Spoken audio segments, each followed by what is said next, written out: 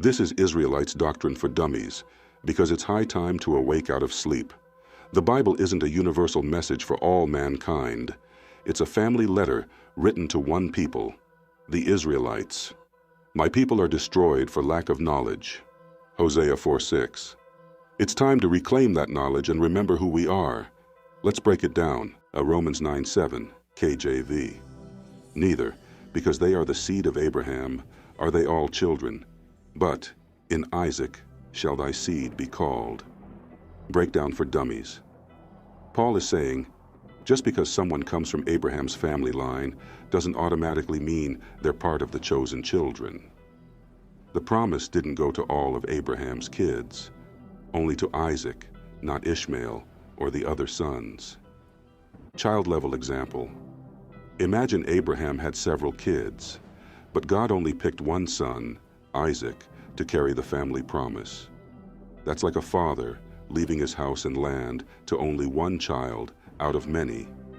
The rest are still his kids, but only one gets the inheritance. Final point. Romans 9:7 reminds us that God chose a specific bloodline within Abraham's family, and the real children of God are those that came through Isaac, and later through Jacob, Israel. This isn't about believing, it's about bloodline and promise. The whole Bible follows that chosen line. Romans 9:7 and the two kingdoms of Israel. Paul says, in Isaac shall thy seed be called, meaning God's chosen people come through Isaac, then Jacob, not Ishmael or anyone else. But even within Jacob's 12 sons, the tribes of Israel, something big happened later. The nation split in two. You had the southern kingdom, Judah plus Benjamin, mostly stayed in Jerusalem. The northern kingdom, 10 tribes, got scattered, mixed in with the nations, and lost their identity. So even though all 12 tribes come from Isaac and Jacob, the northern kingdom became lost sheep. That's why in the New Testament you hear about Gentiles or Greeks. They're often Israelites from the northern kingdom who forgot who they were.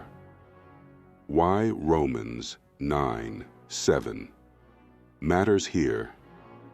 Paul is writing to Israelites living among the nations, people who might think, we're Abraham's children too. And Paul is saying, yes, but not all of Abraham's kids got the promise. Only Isaac's line, and from Isaac, only those called through Jacob.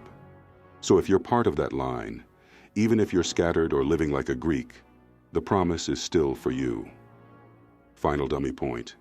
Romans 9:7 is not about all races. It's about which part of Abraham's family carries the covenant. That promise continued through Isaac, Jacob, the 12 tribes of Israel, especially the scattered ones Christ came to gather. Don't be offended, unless you're supposed to be. This is Israelites' Doctrine for Dummies, and no, we're not calling you dumb. The real dummies are the scoffers, the ones who roll their eyes when you try to wake up, the ones who get uncomfortable when you start studying the Bible and keeping the commandments. They loved you when you were lost in the streets, chasing vanity. If you want to understand what black fatigue really is, it's that deep, constant exhaustion many of us feel from being hated, overlooked, and boxed in. It's physical, mental, and spiritual burnout caused by a world built to break you. But there's a way out. Become a disciple of Christ and follow his every word. Watch how your life starts to change when you walk in truth. But now that you're trying to live righteously, now they say you're doing too much. Now you're the problem. So let me ask you, why do they want you to stay blind? Why are they afraid of you picking up the Bible? Could it be because you're Israel and the truth of who you are breaks their system to pieces?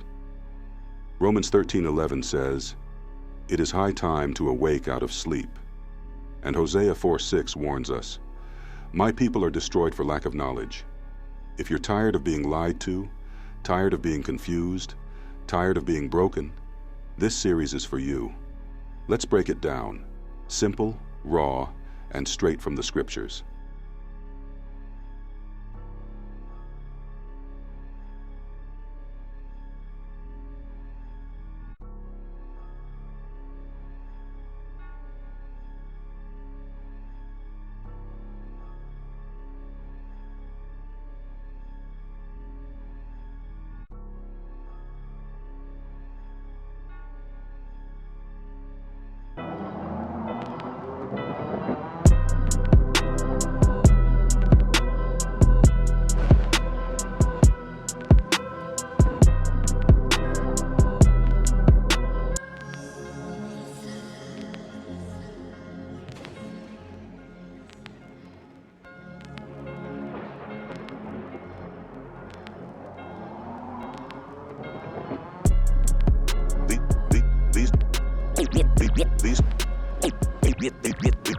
These 12 Jesus sent forth.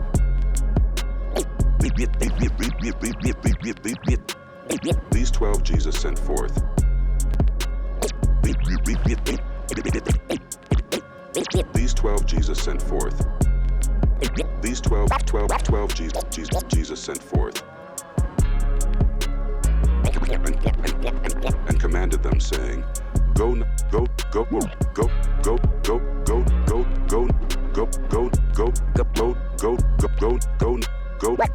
into the way of the Gentile.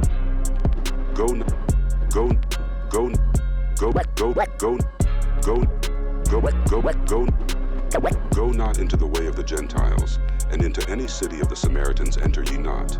But go rather to the lost sheep of the house of Israel. These 12 Jesus sent forth.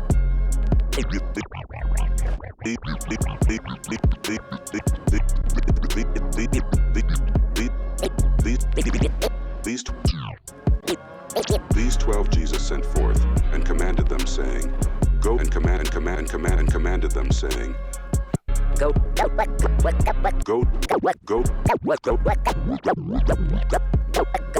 not into the way of the Gentile. Go not into the way of the Gentiles, and into any city of the Samaritans enter ye not. But go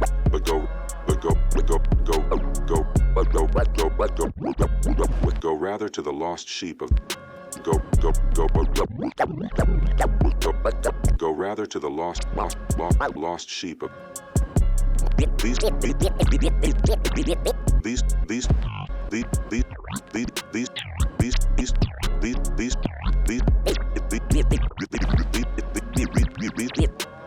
these 12 Jesus sent forth, and commanded them, saying, Go not into the way of the Gentiles, and into any city of the Samaritans enter ye not. But go rather to the lost sheep of the house of Israel. But go rather to the lost sheep of the house of Israel.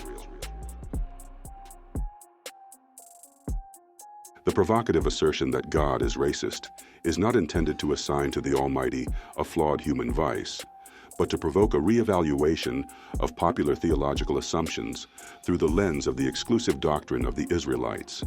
This doctrinal framework challenges Universalist Christianity by emphasizing that the New Testament, like the Old, is primarily and exclusively concerned with the redemption of Israel, the descendants of Jacob, particularly the lost tribes of the northern kingdom.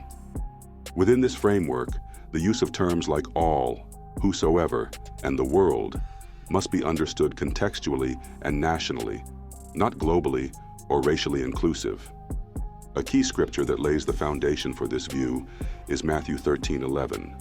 Jesus declares, "It is given unto you to know the mysteries of the kingdom of heaven, but to them it is not given." This verse plainly illustrates that divine understanding is selectively granted. The "you" refers to his Israelite disciples, not to mankind at large. The "them" are the broader multitudes, not part of the elect remnant. This exclusivity in spiritual insight is not an accident. It is a pattern that permeates the New Testament. Acts 13:32-33 continues this thread, where Paul speaks of promises made to the fathers being fulfilled to us, their children. This us is clearly ethnic Israel, particularly those of the dispersion. The resurrection of Jesus is portrayed not as a universal provision for all peoples, but as a covenantal fulfillment for Israel, rooted in the promises made to Abraham and David.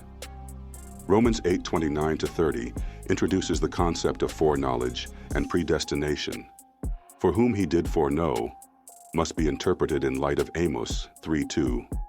You only have I known of all the families of the earth.